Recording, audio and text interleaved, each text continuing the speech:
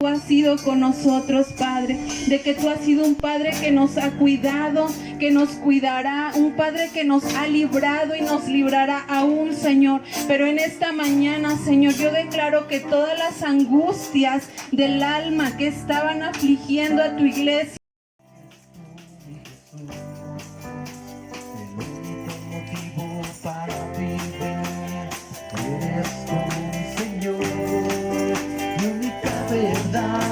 está en ti, eres mi luz y mi salvación. Mi único amor eres tu Señor, y por siempre te alabaré. Eres todopoderoso, eres grande y majestuoso, eres fuerte, invencible y no hay nadie como tú. Eres eres grande, majestuoso, eres fuerte, invencible, y no hay nadie como tú. No hay nadie como tú. Y hace un momento, en la mañana, nuestro hermano presentó a nuestra hermana Cris y a nuestra hermana que nos visitan de Tierra Prometida, Montemaría. Vamos a recibir la palabra de Dios y nuestra hermana Cris, que nos va a compartir la palabra de Dios. Denle una ofrenda de palmas al Señor Jesucristo por la vida de nuestra hermana Cris, que viene desde Tierra Prometida, Montemaría, para dar la palabra de Dios. Gloria a Dios. Muchas gracias al pastor Bulmaro, a su esposa María Luisa, por permitirme compartir la palabra. Y mi nombre es Cristina García Cruz. Estoy para servir a Dios y para servirlos a ustedes, para los que no me conozcan. El título del sermón es La Pascua. ¿Cuál es el título del sermón? La Pascua. Bueno, vamos a ver una hipótesis. ¿Acaso existe la Pascua del Nuevo Pacto? ¿O se quedó en el Antiguo Testamento? También hay un dicho popular. Ese dicho dice: el que nace para maceta no pasa del corredor. Así es. Entonces, para saber la Pascua tenemos que tener una definición de la Pascua. La palabra la Pascua viene del hebreo Pesaj, P-E-S-A-J, Pesaj. ¿Cómo se dice? Pesaj. 1, 2, 3. Pesaj. Y significa pasar por alto o brincar. Esto lo vamos a ver en el libro de Éxodo, segundo libro de la Biblia. Vayan por favor a Éxodo capítulo 12, y en lo que ustedes están acudiendo a Éxodo capítulo 12, yo les voy a dar una introducción muy breve. El contexto. ¿En qué contexto se está desarrollando esta historia de la Pascua? La historia de la Pascua se desarrolla en un contexto de pelea. ¿De qué pelea? De pelea entre dioses. Ah, caray, así es, de pelea entre dioses. Vamos a recordar que en Génesis capítulo 3, Eva fue engañada por la serpiente antigua. ¿Qué le dijo la serpiente antigua? Y serás como Dios. Y serás como Dios. Y esa mentira Satanás la ha usado por mucho tiempo. Y en aquellos tiempos también la usó para muchas culturas, e inclusive para la nuestra, pero fue principalmente para la cultura egipcia, que era una cultura muy grande, era una cultura muy poderosa, y en especial para los que eran faraones, y los faraones, cuando se nombraban rey de Egipto, les daban el título de deidad, eran semidioses. El libro de Éxodo lo describe como un faraón poderoso, cruel y necio. ¿Por qué estoy aseverando esto?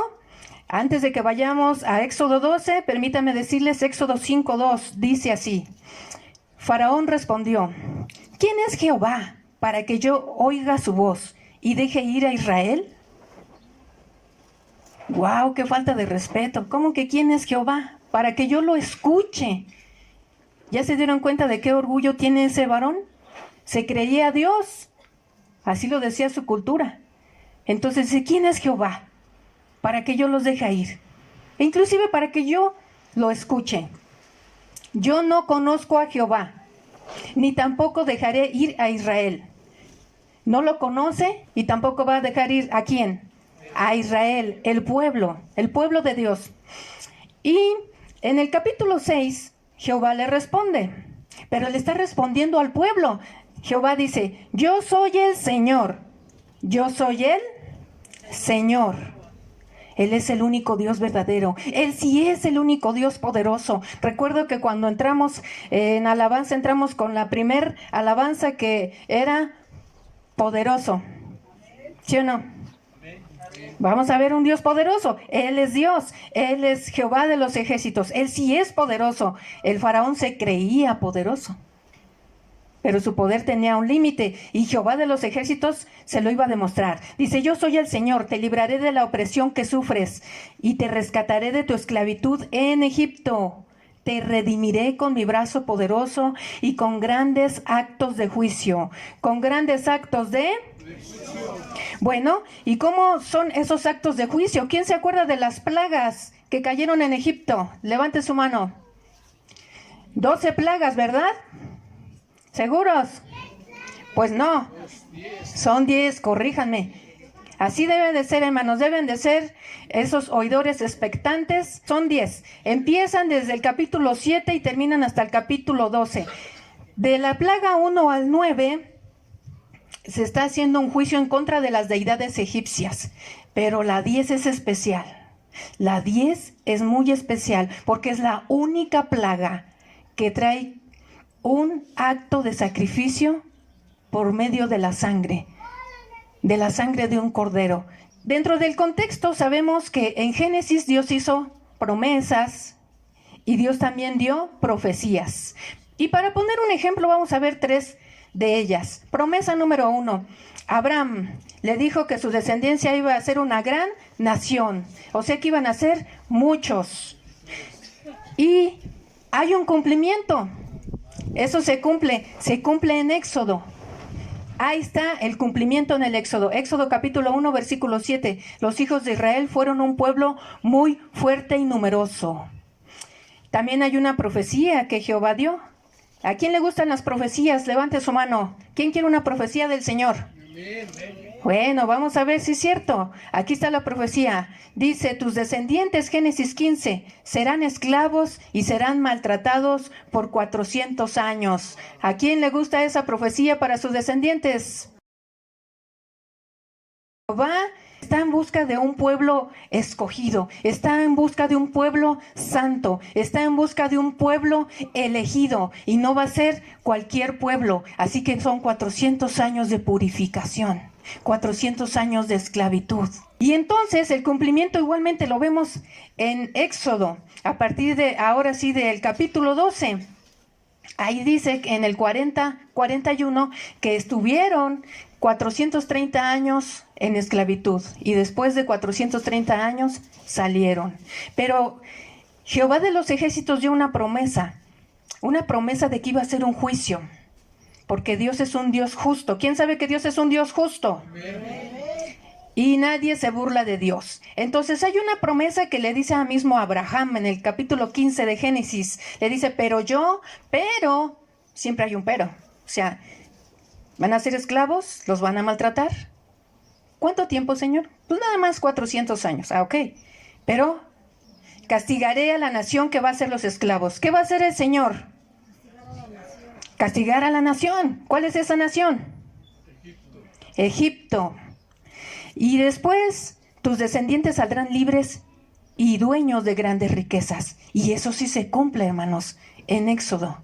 En los últimos versículos del capítulo 12, no fue necesario que los despojaran a los egipcios. Los mismos egipcios les daban sus riquezas, sus joyas, oro, plata, todo lo de valor. Y decía, váyanse. Ahora sí vamos al capítulo 12. Yo estoy leyendo la versión Nueva Traducción Viviente. Vamos a comenzar a partir del versículo 3. Anuncien a toda la comunidad de Israel que el 10º día de este mes, cada familia deberá seleccionar un cordero o un cabrito para hacer un sacrificio. Un animal por cada casa. Aquí, el 10º día del mes de Abib. El mes de Abib se estipuló como el primer mes del año. Puede ser entre marzo y abril. Estoy hablando del calendario judío. Verso 5. ¿Ya escogieron el animal? ¿Ya escogieron el corderito? Sí. Ahora dice el animal deberá ser macho, de oveja o de cabra, de 1 año y que no tenga ningún defecto.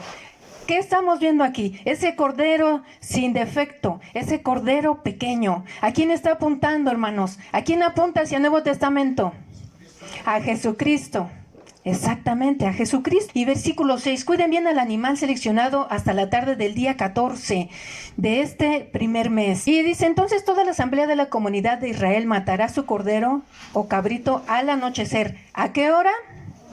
Vamos a irnos al versículo 7. Después tomarán parte de la sangre y la untarán en ambos lados y en la parte superior del marco de la puerta de la casa donde comen el animal. Esa misma noche asarán la carne al fuego y la comerán acompañada de hojas verdes y amargas y pan sin levadura. Versículo 12. Esa noche pasaré por la tierra de Egipto y heriré de muerte a todo primer hijo varón y a la primera cría macho de los animales en la tierra de Egipto. Ejecutaré juicio contra todos los dioses de Egipto. ¿Contra quién es el juicio? No los escucho. Contra los dioses de Egipto. Amén. Contra todos los dioses de Egipto. ¿Por qué? Porque yo soy el Señor. Porque yo soy el Señor. Así lo dice Jehová de los ejércitos. Tú, Faraón, te crees Dios, pues no lo eres, porque tú estás extraviado. Yo soy el único Dios verdadero. Versículo 13. Pero la sangre sobre los marcos de la puerta servirán de señal para indicar las casas donde ustedes estén. Así que cuando yo vea esa sangre, pasaré de largo. ¿Qué significa la Pascua? Pasar de largo. Y aquí lo está diciendo, cuando vea la sangre, pasaré de largo. Pesaj, la Pascua. Aquí está el significado de la Pascua. Dice, esa plaga de muerte no los tocará a ustedes. Gloria a Dios. Cuando yo hiera a la tierra de Egipto. Verso 14. Este será un día para recordar. Ese día será para... Y hoy lo estamos recordando. Cada año, de generación en generación, deberán celebrarlo como un festival especial al Señor. Esta es una ley, pero es muy importante saber si nosotros realmente estamos entendiendo el verdadero significado de la Pascua. Hay un elemento especial, la sangre. Con la sangre del cordero había vida, y sin la sangre del cordero había... Ya te he dicho, o sea, ya se lo había dicho anteriormente, deja ir a mi hijo para que me sirva. ¿Para qué? Para que le sirvamos. ¿Quién quiere ser siervo del Señor? Levante su mano. Gloria a Dios. Entonces aquí tenemos a un faraón que era nuevo, pero que todo su pueblo había disfrutado del trabajo por 400 años. Si tenían grandes pirámides, si tenían grandes construcciones, bellas calles, si tenían oro, si tenían plata, ¿era gracias a su sudor de su frente? Era gracias al sudor de la frente de sus esclavos que oprimían y maltrataban, que eran los israelitas.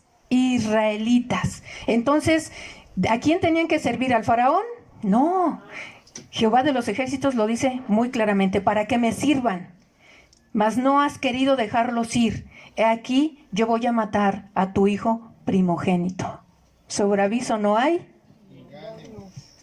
Así que entonces vamos a condensar todo esto. La Pascua es un salto, no cualquier salto, hermanos, es un salto cuántico, un salto que necesita pasar de un momento en donde nos sentimos oprimidos, a sentir coraje y a creerle a Dios, y en fe saltar y liberarnos a través de un sacrificio. Si nosotros queremos hacerlo por nuestras propias fuerzas, no vamos a poder, pero hay un sacrificio de un cordero de 1 año sin pecado. Entonces, si nosotros acudimos a ese cordero que nos va a dar la salvación a través de ese sacrificio, podemos hacer ese salto, podemos pasar de largo, dejar de pecar. ¿Cuál es tu Egipto? ¿Cuál es mi Egipto, hermano? ¿De dónde no he podido salir? ¿Qué no he podido cambiar de mi manera de ser, de mi conducta?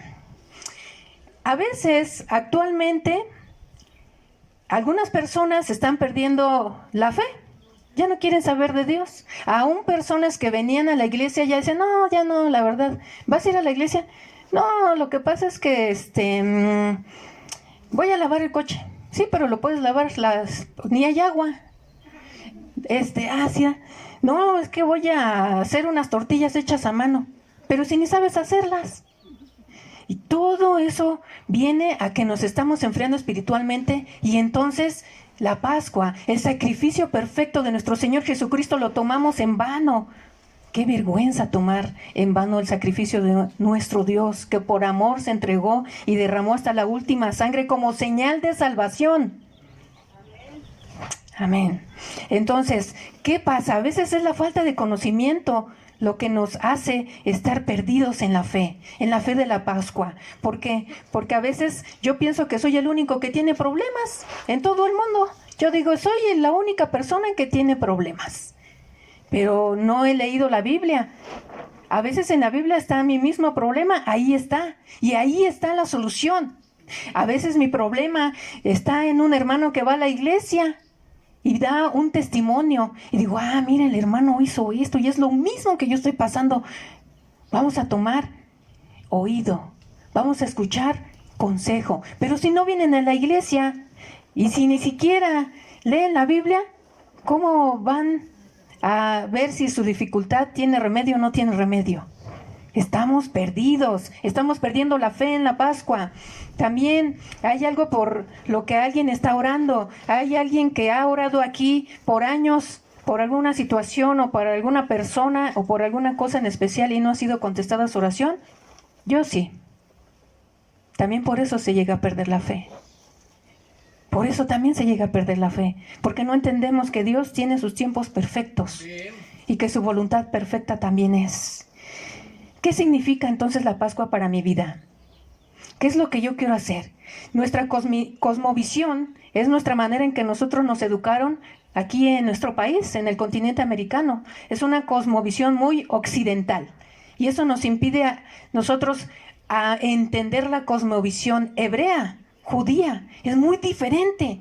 No alcanzamos a ver, no me alcanzan las palabras para transmitirles esa cosmovisión israelita, judía, porque para un judío un pacto se hacía con sangre. He ahí por qué la última plaga tenía que ser con sangre. Dios estaba preparando a su pueblo para hacer un pacto, para que ellos fueran los elegidos. Nosotros aquí no, aquí nuestra cosmovisión occidental, los pactos no son para siempre, las promesas, vamos a llamarlo así, las promesas, la gran mayoría, aún de nosotros los cristianos nos comprometemos con Dios, nos comprometemos con el líder. Ahora sí voy a llegar temprano, hermano, y yo voy a poner las sillas. Y el hermano llega al último y todavía tiene hambre y se quiere ir primero, ¿no? Y sí es, y vamos a comprometernos con todo el mundo, hasta con nosotros mismos. ¿Y qué pasa con la manera de pensar de nosotros? Pues yo me comprometo a pasar de la ignorancia. Sí, quiero saber, pero no estudio la Biblia. Otra incongruencia. Me comprometo a pasar del orgullo a ser humilde, pero no me gusta servir, ni que me manden. Entonces, ¿cómo vamos a pasar? Pascua, pasar por alto. Pesach, pasar. Aquí hay personas que toda la vida se la pasan diciendo, no, sí lo voy a hacer, de veras. Sí, yo voy a pasar de ser borracho a ya estar bien. De veritas. De veritas. Ajá. Y entonces, ¿será cierto que el que nace para maceta no pasa del corredor? Vamos a ver, todavía no podemos contestar eso. Aquí, ¿se acuerdan que yo les dije que si había una Pascua del nuevo pacto? ¿Ustedes qué creen? ¿Que se quedó en Éxodo capítulo 12 o vino al Nuevo Testamento? Vino al Nuevo Testamento. Hebreos capítulo 9, a partir del versículo 14 y 15. Pues si todo esto tiene poder, más poder tiene la sangre de Cristo. ¿Qué tiene más poder? La sangre de Cristo. ¿Tiene más poder la sangre de un carnero, de un chivo, de un borreguito, que en el Antiguo Testamento lo sacrificaban? Sí tiene poder, pero más poder tiene la sangre de Cristo. ¿Qué tiene más poder? La sangre de Cristo. Porque por medio del Espíritu, el que vive para siempre, Cristo, se ofreció a sí mismo, a Dios como sacrificio, sin mancha ni pecado. Su sangre nos purifica. ¿Qué nos purifica? La sangre. ¿Para qué? Para que estemos seguros de que hemos sido perdonados. Amén, hermana. Gloria a Dios. Bien contestado. ¿Y para qué? Para que podamos servirle. Vamos a ver en este tiempo qué es lo que pasa con de la esclavitud a la libertad. Vamos a ver un testimonio que es de una hermana que les manda saludos desde Colombia. Pues nuestra hermana Marta Estrada era una joven profesora en aquellos tiempos. Ella se enamoró, tuvo a su hija, pero en ese caminar, en ese andar de estar de profesora, alguien llegó a hablarle de ganar dinero fácil a través de la venta de drogas. Y ella empezó a vender droga, pero el mayor pago era de pasarla a Estados Unidos. Así que empezó a hacerlo y empezaba a irse en vuelos a Estados Unidos pasando droga desde Colombia a Estados Unidos. La cacharon. Bueno, hubiera sido que en Colombia, no, la cacharon en Estados Unidos. Y allá dentro de la cárcel ella conoció de Jesús. De ese Jesús que nunca le iba a abandonar, porque la abandonó su esposo. Sí, y ya no podía ver a su hija. Y ella lloraba y decía, Señor, me han engañado. Me engañó el hombre que decía que vendiera droga y que no me iba a pasar nada. Y también mi esposo me abandonó. Pero alguien le habló de un Cristo que iba a permanecer con ella. Alguien le habló de un Cristo que nunca le iba a traicionar y que nunca se iba a olvidar de ella. Así que ella hizo un pasaje, hizo una Pascua.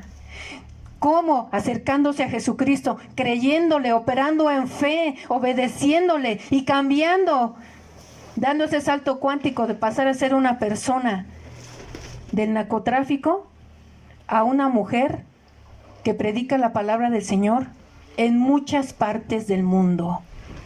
Así que para nuestra hermana Marta Estrada, ella pasó de estar presa del dinero y de las drogas a ser libre en Cristo. Cristo es nuestra Pascua. Hay trabajos, y de a título personal, toda mi familia ha sido comerciante por muchos años. Y quién sabe que cuando somos comerciantes esos trabajos generalmente esclavizan. De lunes a viernes hay que estar abriendo porque si no abres un día, pues no ganas.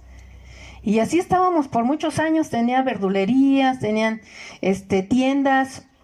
Después yo me salí a trabajar y me encontré con un trabajo para vender muebles. Apenas empezaba a conocer. Mi padre sanó.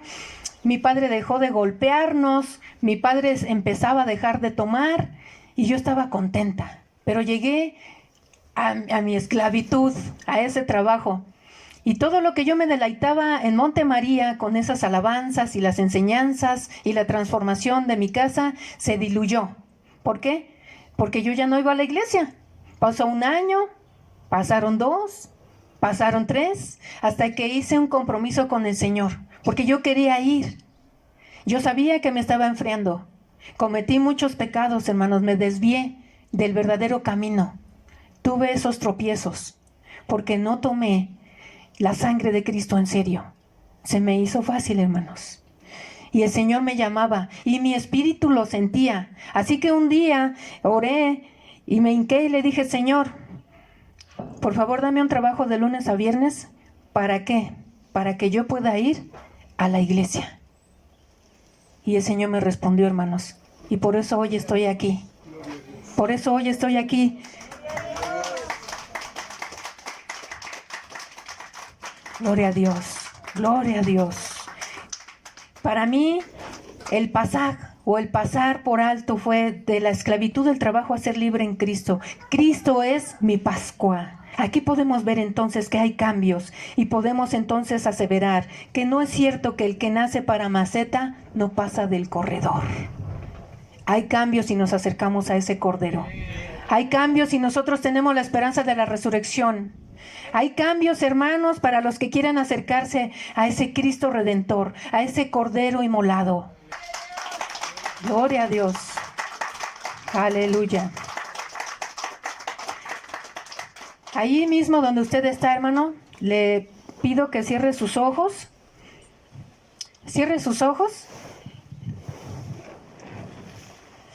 Cierre sus ojos y vamos a hacer un compromiso. Usted sabe cuál es su Egipto. Usted sabe cuál es su Egipto. Pónganlo en su mente y haga un compromiso con el Señor. ¿Ya ha dejado de orar? ¿Ya no ha compartido del Evangelio? ¿Ya no invita a sus vecinos a que vengan? ¿Tiene hijos que ya no quieren venir y usted ya no le insiste por no entrar en discusiones? ¿Ya no lee la Biblia? ¿Ya ve a una persona necesitada y ya no le redarguye su corazón para ayudar? ¿Ya dejó de servir a su Dios? Haga un compromiso con el Señor. Pase de esa esclavitud a la libertad en Cristo, porque Dios nos llamó para servirle, hermanos, para servirle.